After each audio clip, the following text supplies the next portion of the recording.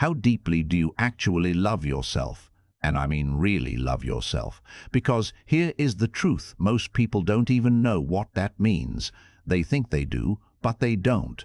And I know that sounds harsh, but stay with me for a second, because this might be the most important thing you ever hear. If you truly understood how valuable you are, you would stop begging people to let you sit at their table. You would stop shrinking yourself to fit into rooms that were never built for you.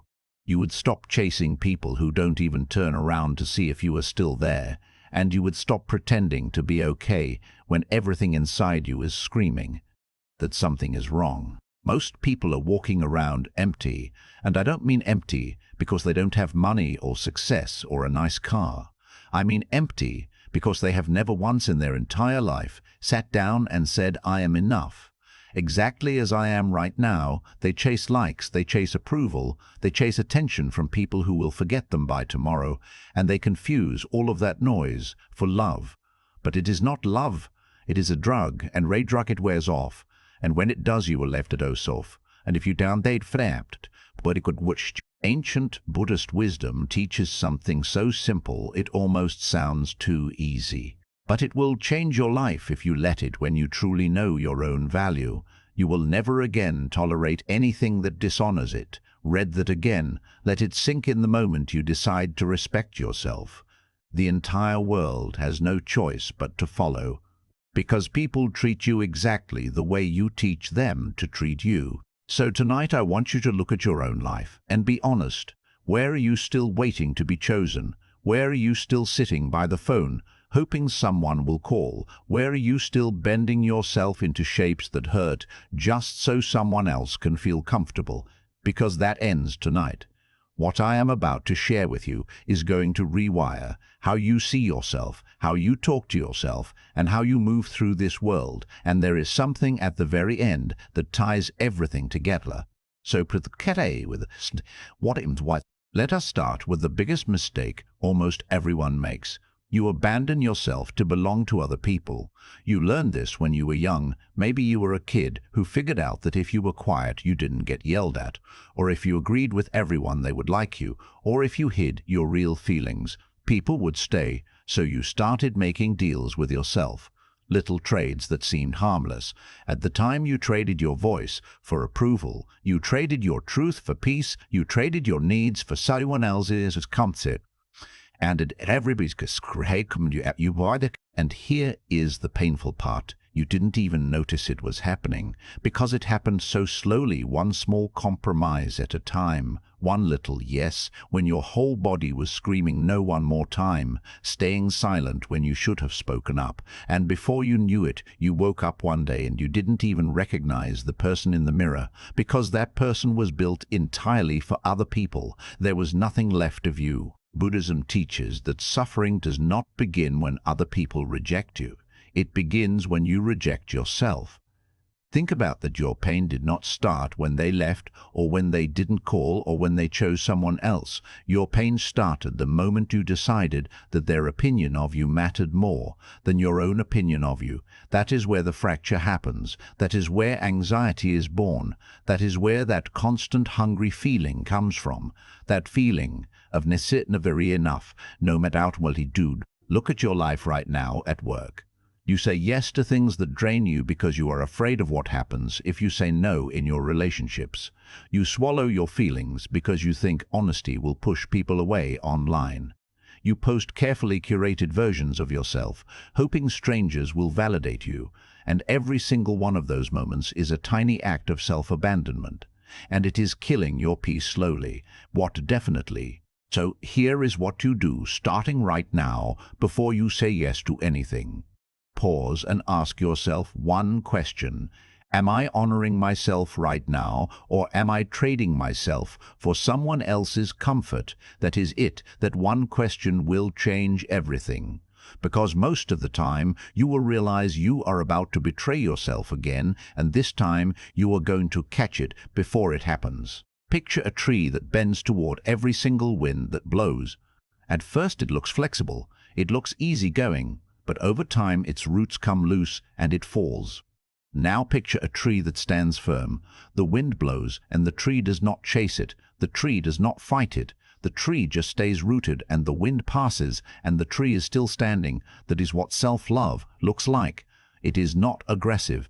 It is not loud. It is just steady and grounded and unshakable. When you stop abandoning yourself, something amazing happens. The right people find you and the wrong people leave. And both of those things are gifts, because now you are surrounded by people who love the real you. Not the performance, not the mask, not the watered-down version, but you. And that is a freedom most people never experience. Now let us talk about something that might be even more important than how other people treat you, and that is how you treat yourself inside your own head. Because most people are absolutely brutal to themselves. One mistake, and the inner voice says, "You are so stupid," one bad day, and it says, "You will never get it right," one moment of weakness, and it says, "What is wrong with you?" And you have been listening to that voice for so long that you think it is telling the truth, but it is not. If words create worlds, and they do then, what kind of world are you building inside yourself every single day? Because if your inner voice sounds like a bully, then you are living inside a bully's house, and no amount of success or love from the outside is going to make that house feel safe. Buddhism teaches that the mind is not your enemy. It is your student. It needs training, not punishment, but most people train their minds through cruelty. They think if they are hard enough on themselves, it will make them better. But it doesn't. Harshness does not create discipline. It creates fear, and a mind full of fear cannot rest. It cannot create. It cannot love. It can only survive. And surviving is not the same as living. So start paying attention to your inner voice. When you make a mistake, do you guide yourself through it? Or do you tear yourself apart when you feel tired? Do you give yourself permission to rest? Or do you call yourself lazy when you look in the mirror? Do you see someone worthy of love? Or do you immediately find every flaw? Here is your new practice. Replace the critic with a teacher. Instead of saying, "Why can't you do anything right?" say, "What can I learn from this?" Instead of saying, "You are so behind," say, "I am exactly where I need to be right now." This is not soft. This is not weak. This is the strongest thing you can do, because a mind that feels safe learns faster, grows faster, and heals faster than a mind that is constantly under that. And here is something that will change your relationships. Your health and your entire future. Learn to pause before you react. Something happens, someone says something, your phone buzzes with bad news, your partner gives you a look, and before your brain even catches up, your body is already reacting. Heart-racing words, flying decisions being made in the heat of a moment you didn't choose. And then later, when the damage is done, you sit there, full of regrets, wondering why you said that or did that or sent that may. Buddhism teaches that suffering is not created by what happens to you. It is created by your untrained reaction to what happens to you. Between the thing that happens and your response, there is a space, a tiny gap. Most people blow right past it. They react and call it honesty. They explode and call it passion. They shut down and call it strength. But none of those things are strength. Real strength lives in the pause. Real power lives in the moment where you feel emlithnian. So the next time something triggers you and you feel that heat rising in your chest, stop. Do nothing for 5 seconds. Just breathe one full breath. In that single breath, your nervous system settles, your clarity returns, and suddenly you have a choice instead of being controlled by the moment. You're in control of yourself. And that is a kind of power that nobody can take from you. Now let me talk about something that almost nobody talks about. And that is the guilt you feel when you choose yourself. Because every time you say no to something that drains you, a little voice pops up and says you are being selfish. Every time you rest without earning it, something whispers you are lazy. Every time you put yourself first, guilt rises like a wave. And most people obey that guilt. They go back to overgiving. They go back to saying yes. They go back to putting everyone else first. And they call to it, right, did it, fuck. You were taught that your value comes from what you give, not from who you are. You were taught that good people sacrifice everything that rest is earned, not given that your needs come last, and that if you dare to choose yourself, you are somehow betraying everyone who depends on you. But that is a lie, and it is a lie that is keeping you exhausted, anxious, and empty. Buddhism teaches balance, not self-destruction. The Buddha never said, burn yourself to the ground for other people. He said, take care of yourself so that you can take care of others. You cannot pour from an empty cup. You cannot love others properly if you do not love yourself first. Guilt is not your conscience speaking. It is your conditioning speaking, and you need to learn the difference. So the next time guilt rises because you chose rest, or said no, or walked away from something that was hurting you, pause and ask yourself, is this my conscience, or is this old programming? That question alone will set you free, because most of the time you will realize the guilt is not yours. It was given to you by people who benefited from your exhaustion. And while we are talking about protecting yourself, let us talk about boundaries. Because most people think boundaries are mean. They think setting a limit is the same as shutting someone out. But that is completely wrong. A boundary is not a wall. A wall keeps everyone out. A boundary is a gate. A gate opens for the right people at the right time and closes when it needs to protect what is inside. You need gates in your life. You need to decide who gets your energy, who gets your time, who gets access to your peace. Because if everyone has access to everything, you have nothing left for yourself, and then you wonder why you are exhausted, why you are resentful, why you feel like you are disappearing. The answer is simple. You gave yourself away because you were afraid that having limits would make you unlovable. But the opposite is true. People respect gates, people value. And here is something beautiful that happens when you stop trying to control everything and just focus on what you can actually control: your effort. You see, most of your anxiety does not come from working hard.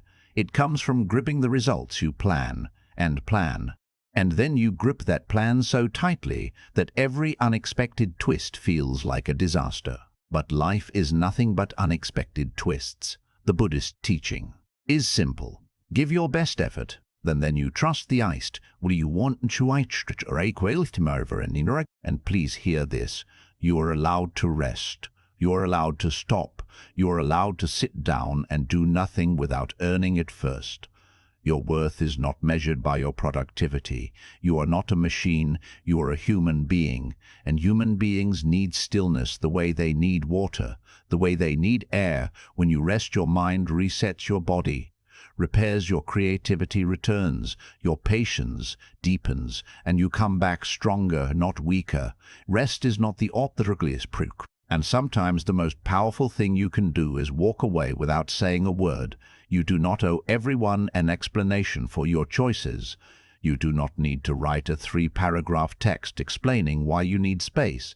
You do not need to defend your peace to anyone who questions it. A river does not explain why it changes direction. It just moves, and you are allowed to move too quietly, calmly, without drama, without justification. And finally, the most important lesson of all, you need to learn how to let go, because you have been holding on to things that are not serving you anymore. Old versions of yourself, old stories, old pain, old relationships that ended a long time ago. But you keep replaying them in your head. Like letting go means losing, but letting go is not losing go, is making room. Think about autumn. A tree does not cry when its leaves fall, when its breaks are at and in that you are that tree, and some things in your life need to fall away, not because they were bad, but because they have served their purpose, and now they are just weight. And when you finally open your hands and let them go, you will feel something you haven't felt in a long time. You will feel like yourself again. Because here is the real secret. The deepest truth that everything else has been leading to you are your own refuge. You are your own safe place. You are the one you have been looking for this entire time. Not a partner, not a job, not a number in your bank account, not a like on a post. Every answer you need is already inside you. Every bit of strength you need is already there. Every drop of love you have been begging for from other people is already flowing within you, and it hath been when you do not need the world to be perfect to feel at peace. You do not need everyone to understand you. You do not need permission to love yourself. You just need to decide right now in this moment that you are done abandoning yourself, that you are done being your own worst enemy, that you are done waiting for someone else to tell you that you matter, because you do. You matter. You have always mattered, and the moment you believe that everything in your life will begin to shift. Loving yourself is not selfish. It is not soft. It is not something you do after you have taken care of everyone else. It is the foundation. Everything else is built on is the bravest thing you will ever do, and it starts right now, not tomorrow, not next week, not when things calm down. Right now, in this breath, in this choice to stay with yourself, no matter what. You do not have to change everything today. Just choose one moment today where you honor yourself without guilt, where you speak kindly to yourself, where you pause before reacting, where you rest without apologizing, where you walk away from something that is draining you. Just one moment, that is enough. That single moment is the seed, and from that seed, a whole new life will grow. If this message reached something real inside you, if it made you stop and think, even for a second, then do me a favor, share it with someone who needs to hear it, because somewhere out there right now, someone is sitting alone thinking they are not enough, and maybe your share is the thing that changes their mind. Like and subscribe to Buddhism Focus for more videos like this one. Your peace matters, your growth matters, and you deserve to hear that every single day.